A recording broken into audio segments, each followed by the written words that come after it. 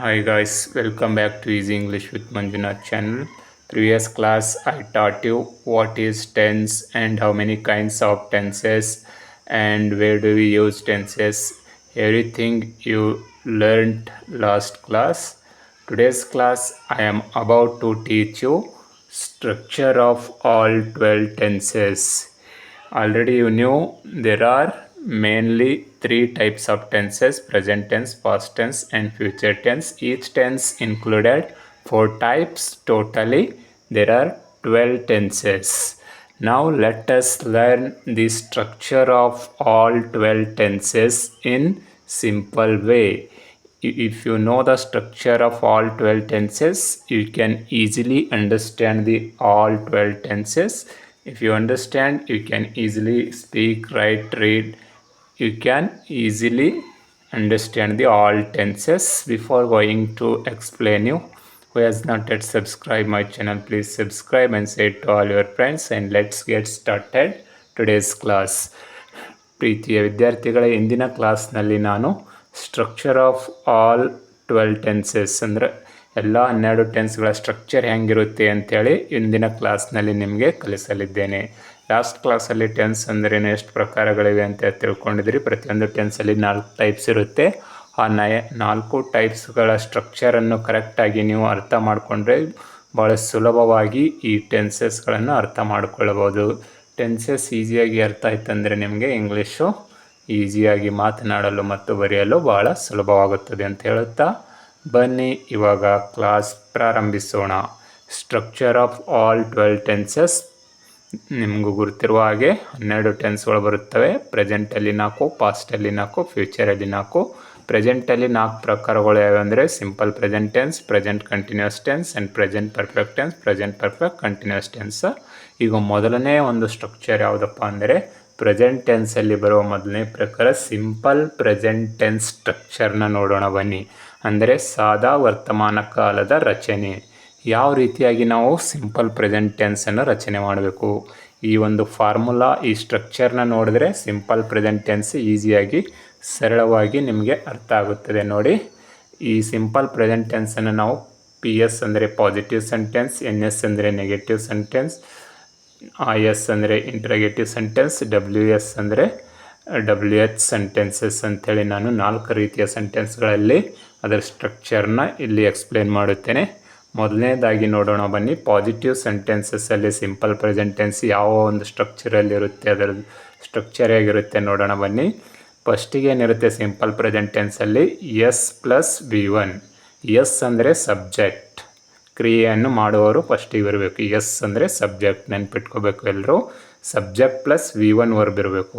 V1 ಅಂದರೆ base form of the verb. Go, write, drink, call, sing, ಈ ಥರ V1 verb ಇರಬೇಕು. Subject plus V1 ಬಂದಿತ್ತು ಅಂದರೆ ಅದು ಸಿಂಪಲ್ ಪ್ರೆಸೆಂಟ್ ಟೆನ್ಸ್ ಇರುತ್ತೆ. ಸಿಂಪಲ್ ಪ್ರೆಸೆಂಟ್ ಟೆನ್ಸ್ನ positive sentence structure very simple. Subject plus V1, ಇಷ್ಟೇ ಫಾರ್ಮುಲಾ. S + V1 ಇಷ್ಟು ನೆನ್ಪಿಟ್ಕೊಂಡ್ರೆ ಇದು ಸಿಂಪಲ್ ಪ್ರೆಸೆಂಟ್ ಟೆನ್ಸು. ಎಕ್ಸಾಂಪಲ್ ನೋಡಿ, S + V1 subject plus V1 ಇದ್ದರೆ ಸಿಂಪಲ್ ಪ್ರೆಸೆಂಟ್ ಟೆನ್ಸ್ ಅದು. ಫಾರ್ ಎಕ್ಸಾಂಪಲ್ ಇಲ್ಲಿ ನೋಡಿ, ಐ ಗೋ. ಐ ಅನ್ನೋದು ಸಬ್ಜೆಕ್ಟು, ಗೋ ಅನ್ನೋದು V1 ವರ್ಬ್. ಸಬ್ಜೆಕ್ಟ್ ಐ ಆಯಿತು, V1 ಗೋ ಅನ್ನೋದು ವರ್ಬ್ ಆಯಿತು. ನೋಡಿ, ಐ ಗೋ, ಇದು ಸಿಂಪಲ್ ಪ್ರೆಸೆಂಟ್ ಟೆನ್ಸ್. ಅದೇ ಸಿಂಪಲ್ ಪ್ರೆಸೆಂಟ್ ಟೆನ್ಸಲ್ಲಿ ಥರ್ಡ್ ಪರ್ಸನ್ ಸಿಂಗ್ಯುಲರ್ ಬಂದಿತ್ತಂದರೆ ಅದರ ಸ್ಟ್ರಕ್ಚರ್ ಹೆಂಗಿರುತ್ತಪ್ಪ ಅಂದರೆ ಸಬ್ಜೆಕ್ಟ್ ಪ್ಲಸ್ ಪ್ಲ್ಯೂರಲ್ ವರ್ಬ್ ಇರುತ್ತೆ. ಇಲ್ಲಿ ಸಬ್ಜೆಕ್ಟ್ ಇರುತ್ತೆ, ಆಮೇಲೆ ಇಲ್ಲಿ ಎಲ್ಲ ಪರ್ಸನ್ಸ್ಗಳ ಜೊತೆಗೆ V1 ವರ್ಬ್ ಬಂದರೆ ಥರ್ಡ್ ಪರ್ಸನ್ ಸಿಂಗ್ಯುಲರ್ ಬಂದಾಗ ಸಿಂಪಲ್ ಪ್ರೆಸೆಂಟ್ ಟೆನ್ಸಲ್ಲಿ ಪ್ಲ್ಯೂರಲ್ ವರ್ಬ್, ಸಬ್ಜೆಕ್ಟ್ ಆದ ನಂತರ ಪ್ಲ್ಯೂರಲ್ ವರ್ಬ್ ಹಾಕಬೇಕು. For example, he goes, subject plus plural verb. ಇದರ ಸ್ಟ್ರಕ್ಚರ್ ಏನು? Subject plus V1, subject plus plural verb.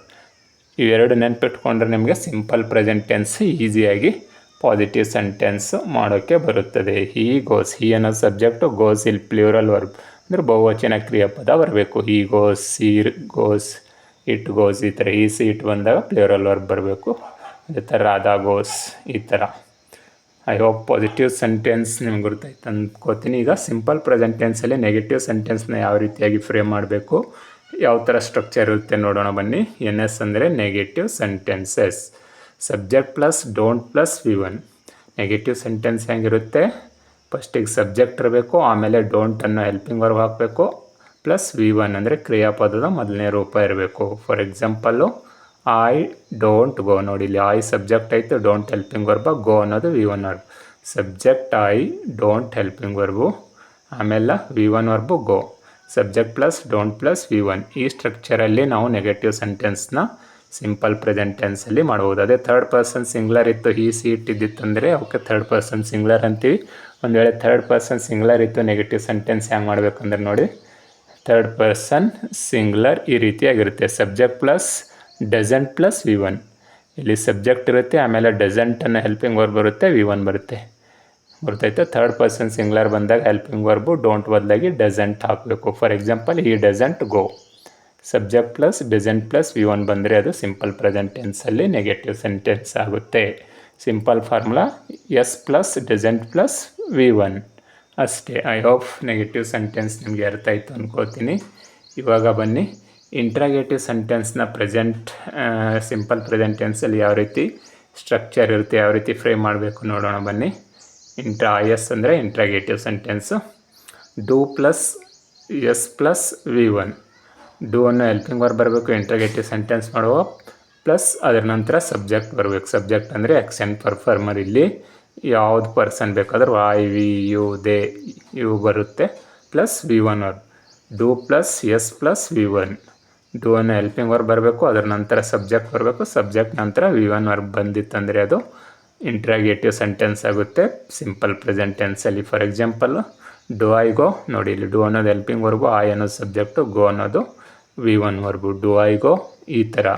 ಅದೇ ಸಿಂಪಲ್ ಪ್ರೆಸೆಂಟ್ ಟೆನ್ಸಲ್ಲಿ ಥರ್ಡ್ ಪರ್ಸನ್ ಸಿಂಗ್ಲರ್ ಬಂದಿತ್ತು. ಇಂಟ್ರಾಗೇಟಿವ್ ಸೆಂಟೆನ್ಸ್ನ ಸ್ಟ್ರಕ್ಚರ್ ಹೆಂಗಿರುತ್ತೆ ಅಂದರೆ ನೋಡಿ, third person singular does plus subject plus V1. ಫಸ್ಟಿಗೆ ಡಸ್ ಬರಬೇಕು, ಆಮೇಲೆ ಸಬ್ಜೆಕ್ಟ್ ಬರಬೇಕು, ಆಮೇಲೆ V1 ಬರಬೇಕು. ಫಾರ್ ಎಕ್ಸಾಂಪಲ್ಲು ಡಸ್ ಈ ಗೋ. ಇಲ್ಲಿ ಡಸ್ ಅನ್ನೋದು ಹೆಲ್ಪಿಂಗ್ ವರ್ಬು, ಹಿ ಅನ್ನೋದು ಸಬ್ಜೆಕ್ಟು, ಗೋ ಅನ್ನೋದು V1 ವರ್ಬ್.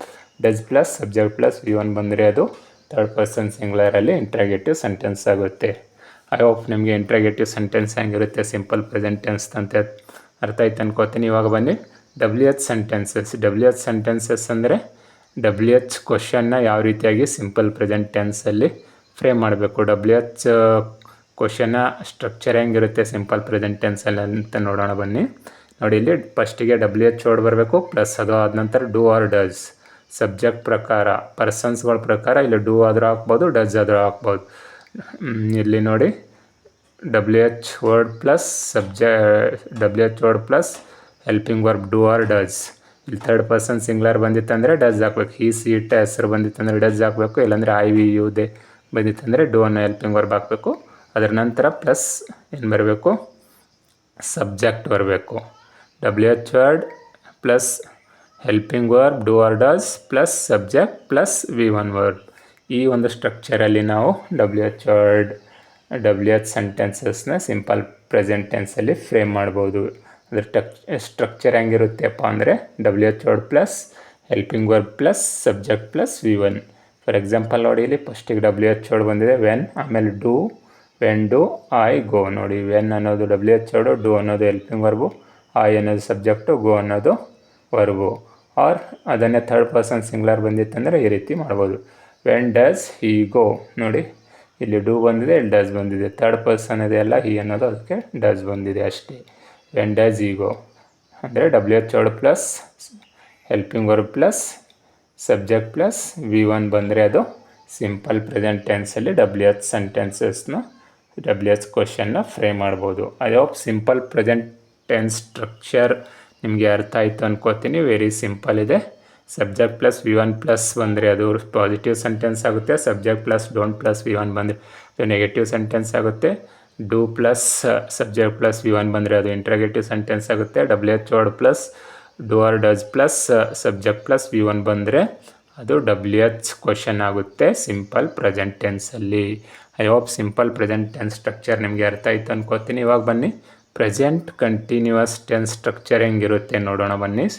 ಸಿಂಪಲ್ ಆಗಿ positive sentence, negative sentence, interrogative sentence, WH sentence. ಫಸ್ಟಿಗೆ ಪಾಸಿಟಿವ್ ಸೆಂಟೆನ್ಸಲ್ಲಿ ಯಾವ ಥರ ಸ್ಟ್ರಕ್ಚರ್ ಇರುತ್ತೆ ಅಂದರೆ S plus am are is R plus ING verb.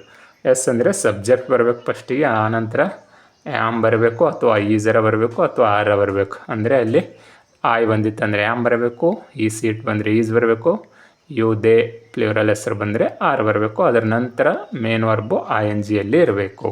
ಈ ಒಂದು ಸ್ಟ್ರಕ್ಚರಲ್ಲಿ ಬಂದರೆ ಅದು ಪಾಸಿಟಿವ್ ಸೆಂಟೆನ್ಸ್. ಪ್ರೆಸೆಂಟ್ ಕಂಟಿನ್ಯೂಸ್ ಟೆನ್ಸಲ್ಲಿ ಪಾಸಿಟಿವ್ ಸೆಂಟೆನ್ಸ್ನ ಈ ರೀತಿಯಾಗಿ ನಾವು ಫ್ರೇಮ್ ಮಾಡಬೇಕು. Subject plus am is R plus ING verb. ಇಲ್ಲಿ ಆ್ಯಮ್ ಯಾವಾಗ ಬರಬೇಕಂದ್ರೆ ಆಯ್ ಜೊತೆ, ಈ ಸೀಟ ಸಿಂಗ್ಯುಲರ್ ಹೆಸರು ಬಂದರೆ ಈಸ್ ಬರಬೇಕು, ಪ್ಲೂರಲ್ ಹೆಸರು ವಿ ಯು ದೇ ಬಂದಾಗ ಆರ್ ಬರಬೇಕು, ಆಮೇಲೆ ING ವರ್ಬ್ ಇರಬೇಕು. ಇದು ಪಾಸಿಟಿವ್ ಸೆಂಟೆನ್ಸು. ಪಾಸಿಟಿವ್ ಸೆಂಟೆನ್ಸ್ ನಿಮಗೆ ಅರ್ಥ ಆಯ್ತು ಅನ್ಕೋತೀನಿ. ಪ್ರೆಸೆಂಟ್ ಕಂಟಿನ್ಯೂಸ್ ಟೆನ್ಸ್ದು subject plus am or is R plus ING ವರ್ಬ್. ಸಬ್ಜೆಕ್ಟು ಅಥವಾ ಆಮ್ ಅಥವಾ ಈಸ್ ಅಥವಾ ಆರ್ ಬಂದು ING ವರ್ಬ್ ಬಂದಿತ್ತಂದರೆ ಅದು ಪ್ರೆಸೆಂಟ್ ಕಂಟಿನ್ಯೂಸ್ ಟೆನ್ಸ್ನ ಪಾಸಿಟಿವ್ ಸೆಂಟೆನ್ಸ್ ಆಗುತ್ತೆ. ಅದನ್ನೇ ನೆಗೆಟಿವ್ ಸೆಂಟೆನ್ಸ್ ಮಾಡಬೇಕಾದ್ರೆ ಏನು ಮಾಡಬೇಕು ನೋಡಿ. Subject plus not plus am or is R plus ING verb. ಇಲ್ಲಿ ನೆಗೆಟಿವ್ ಸೆಂಟೆನ್ಸ್ ಮಾಡಬೇಕಾದ್ರೆ ಫಸ್ಟಿಗೆ ಸಬ್ಜೆಕ್ಟ್ ಬರಬೇಕು, ಆಮೇಲೆ ನಾಟ್ ಬರಬೇಕು, ಅದಾದ ನಂತರ ಆಮ್ ಅಥವಾ ಈಸ್ ಅಥವಾ ಆರ್ ಅನ್ನೋ ಹೆಲ್ಪಿಂಗ್ ವರ್ಬ್ ಹಾಕ್ಬೇಕು. ಯಾವುದಾದ್ರೂ ಒಂದು, ಮೂರು ಬರೋದಿಲ್ಲ, ಇವು ಮೂರದಾಗ ಒಂದು ಹಾಕ್ಬೇಕು. ಇಲ್ಲೂ ಮೂರು ಬರೋದಿಲ್ಲ, ಮೂರದಾಗ ಯಾವ್ದು ಸಬ್ಜೆಕ್ಟ್ ಪರ್ಸನ್ಸ್ಗಳ ಪ್ರಕಾರ ಸಬ್ಜೆಕ್ಟ್ಗಳ ಪ್ರಕಾರ ಇಲ್ಲಿ ಹೆಲ್ಪಿಂಗ್ ವರ್ಬ್ ಹಾಕ್ಬೇಕು. ಆಯ್ ಬಂದಾಗ ಆಮ್ ಹಾಕಬೇಕು, ಈ ಸೀಟ್ ಬಂದಾಗ ಈಸ್ ಹಾಕಬೇಕು, ದೇ ವಿ ಬಂದಾಗ ಯು ಬಂದಾಗ ಆರ್ ಹಾಕಬೇಕು, ಅನಂತರ ING ವರ್ಬ್ ಇರಬೇಕು. ಇದು ನೆಗೆಟಿವ್ ಸೆಂಟೆನ್ಸು.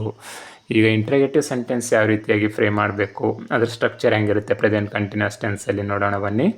IS ಅಂದರೆ ಇಂಟ್ರಗೇಟಿವ್ ಸೆಂಟೆನ್ಸು.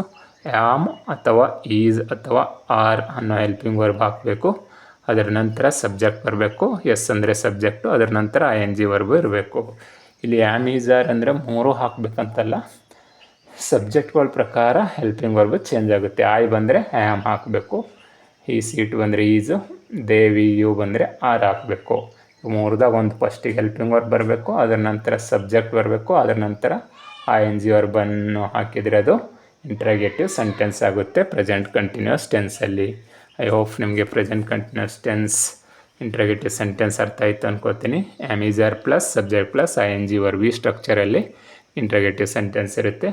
ಅದೇ ಥರ WH ಕ್ವಶನ್ನ ಯಾವ ರೀತಿ ಫ್ರೇಮ್ ಮಾಡಬೇಕು ಪ್ರೆಸೆಂಟ್ ಕಂಟಿನ್ಯೂಸ್ ಟೆನ್ಸಲ್ಲಿ ನೋಡೋಣ ಬನ್ನಿ. ಫಸ್ಟಿಗೆ WH ವರ್ಡ್ ಇರಬೇಕು. WH ವರ್ಡ್ ಅಂದರೆ ಇಲ್ಲಿ ವಾಟ, ವೇರ, ವೆನ್, ವಿಚ್, ಹೂಸ್ ಯಾವುದಾದ್ರೂ ಒಂದಿರ್ಬೋದು. ಪ್ಲಸ್ ಅದಾದ ನಂತರ ಆಮ್ ಈಸ್ ಆರ್, ಇವು ಮೂರದಾಗ ಯಾವುದಾದ್ರೂ ಒಂದು ಹೆಲ್ಪಿಂಗ್ ವರ್ಬ್ ಬರಬೇಕು. ಪ್ಲಸ್ ಅದಾದ ನಂತರ ಹೆಲ್ಪಿಂಗ್ ವರ್ಬ್ ಆದ ನಂತರ ಸಬ್ಜೆಕ್ಟ್ ಬರಬೇಕು. ಸಬ್ಜೆಕ್ಟ್ ಅಂದರೆ ಕ್ರಿಯೆಯನ್ನು ಮಾಡುವವರು, ಆ್ಯಕ್ಷನ್ ಪರ್ಫಾರ್ಮರ್ ಅಂತಾರೆ. ಅದರ ನಂತರ ಕೊನೆಯದಾಗಿ ING ವರ್ಬೇ ಬರಬೇಕು. ಅದಾದ ನಂತರ ಆಬ್ಜೆಕ್ಟು ಬರುತ್ತೆ. ಈ ರೀತಿಯಾಗಿ ನಾವು WH ಕ್ವಶನ್ನ ಪ್ರೆಸೆಂಟ್ ಕಂಟಿನ್ಯೂಸ್ ಟೆನ್ಸಲ್ಲಿ ಫ್ರೇಮ್ ಮಾಡಬೇಕು. ಯಾವ ರೀತಿ ಅಂದರೆ WH word plus helping verb plus subject plus ING verb ಈ ಸ್ಟ್ರಕ್ಚರಲ್ಲಿ ನಾವು ಪ್ರೆಸೆಂಟ್ ಕಂಟಿನ್ಯೂಸ್ ಟೆನ್ಸಲ್ಲಿ WH ಕ್ವಶನ್ನ ಫ್ರೇಮ್ ಮಾಡ್ಬೋದು.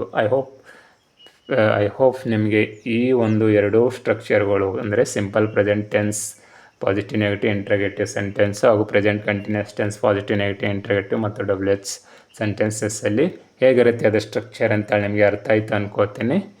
ನಿಮಗೆ ಇಷ್ಟ ಆದರೆ ನಿಮ್ಮೆಲ್ಲ ಫ್ರೆಂಡ್ಸ್ಗೆ ಶೇರ್ ಮಾಡಿ ಮತ್ತು ಸಬ್ಸ್ಕ್ರೈಬ್ ಮಾಡಿ ಅಂತ ಹೇಳುತ್ತಾ thanks for watching today's class. Next ಕ್ಲಾಸಲ್ಲಿ ನಾನು ಪ್ರೆಸೆಂಟ್ ಪರ್ಫೆಕ್ಟ್ ಟೆನ್ಸ್ ಮತ್ತು present perfect continuous tense structure ಯಾವ ರೀತಿ ಇರುತ್ತೆ ಅಂತೇಳಿ ಕಲಿಸಿಕೊಡಲಿದ್ದೇನೆ. Thanks for watching today's class.